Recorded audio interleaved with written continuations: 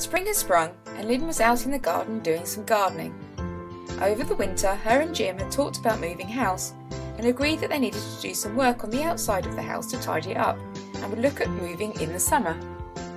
That day, when Lynn was weeding, she came across a weed with a lime green, bamboo-like stem speckled with purple and red with heart-shaped leaves.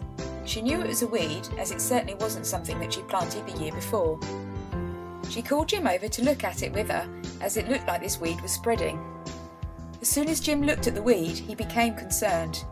He remembered talking to his brother David, who works in horticulture, a couple of years before, about a weed called Japanese knotweed, and from what he could remember, the plant looked just like it.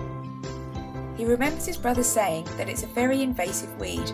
Because of its extensive roots, it can penetrate deep into the ground, damaging house foundations, drainage systems and walls. His brother had told him the best way to get rid of the weed is through using a professional contractor. He also remembered that his brother had said that this weed is so bad that some mortgage lenders refuse to give mortgages due to the weed's destructive behaviour. So Jim decided to take a photo of the weed to help identify it. Jim went online and found a local company to send the picture to see if they could identify it. Unfortunately, the weed control company confirmed that it is Japanese knotweed in Jim's garden. They quoted him to come to his house and destroy it safely. Jim was careful to check that the contractor was professionally qualified to do the task. He knew that this was very important to ensure a good job and to satisfy the lenders that the weed was really destroyed. The contractor visited, showed Jim that they were fully amenity assured and members of the Amenity Forum. Satisfied with their documents, Jim asked them to do the work.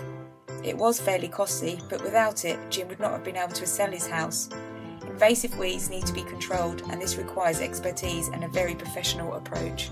Invasive weeds get their name because they are introduced into Britain from another environment.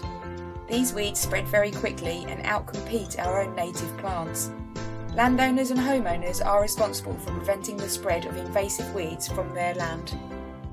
Did you know that it costs £6 million per year to control Japanese knotweed on the UK's road network, and that 9% of the rivers in England and Wales are infested with Japanese knotweed?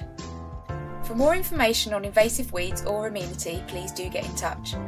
Email us on info@amenityforum.net or visit our website www.amenityforum.co.uk/getmoving.